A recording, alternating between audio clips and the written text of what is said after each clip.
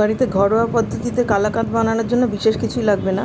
যদি পাউরুটি থাকে 4-5 পিস পাউরুটি, খয়েরি পোর্শন শুদ্ধই, আর তার সাথে এক মুঠো কাজু প্রথমে মিক্সিতে গুঁড়ো করে নিতে হবে।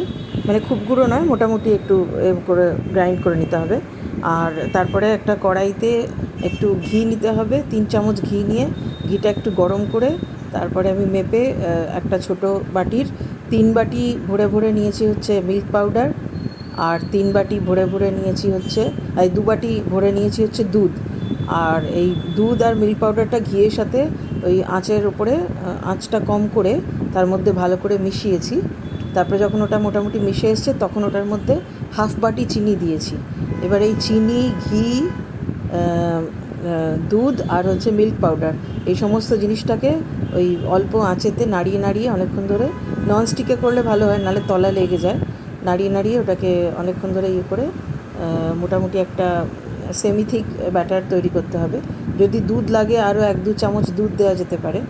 তারপরে যখন ওটা মোটামুটি একটা তৈরি হয়ে মানে একটু টাইট টাইট হয়ে এসছে বলে মনে হবে, একটু জুসিও থাকতে হবে, খুব শুকনো হয়ে গেলে হবে না, তখন ওটার মধ্যে ওই পাউরুটি আর কাজু যে গুঁড়ো করে গ্রাইন্ড করে রেখেছিলাম সেটা দিয়ে দিতে হবে। আর ছোটো এলাচ গুঁড়ো দিয়ে দিতে হবে, ছোটো এলাচের মধ্যে যে দানাগুলো থাকে ওগুলো গুঁড়ো করে দিয়ে দিতে হবে গন্ধের ভালো ফ্লেভারের জন্য। দিয়ে এবারে সমস্ত জিনিসটাকে হালকা আঁচেতে একদম লাগাতার নেড়ে নেড়ে নেড়ে নেড়ে ওটাকে মোটামুটি একটু জুসি মিডিয়াম কনসিস্টেন্সির একটা ব্যাটার তৈরি হলে তারপরে একটা মোল্ডকে ঘি দিয়ে গ্রিস করে রাখতে হবে।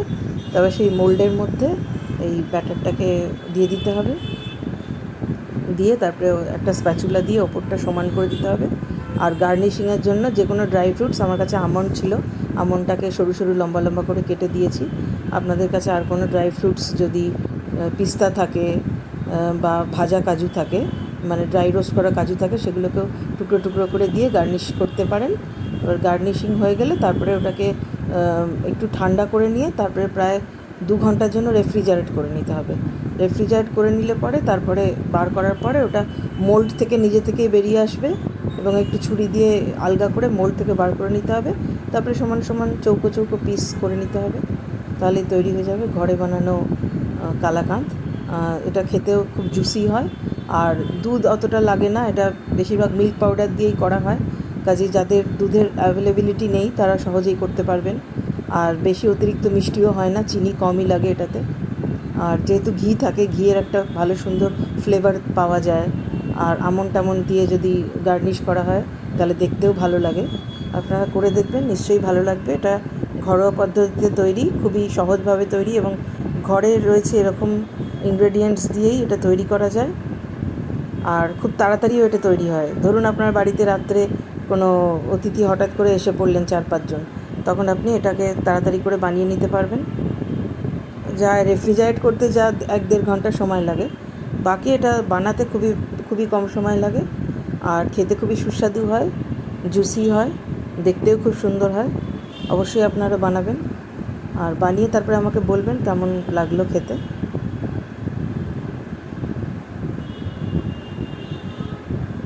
ব্রিটানিয়ার টোস্ট বা রাস্ক বিস্কিট, আর তার সাথে মিল্ক পাউডার, অল্প দুধ আর চিনি, আর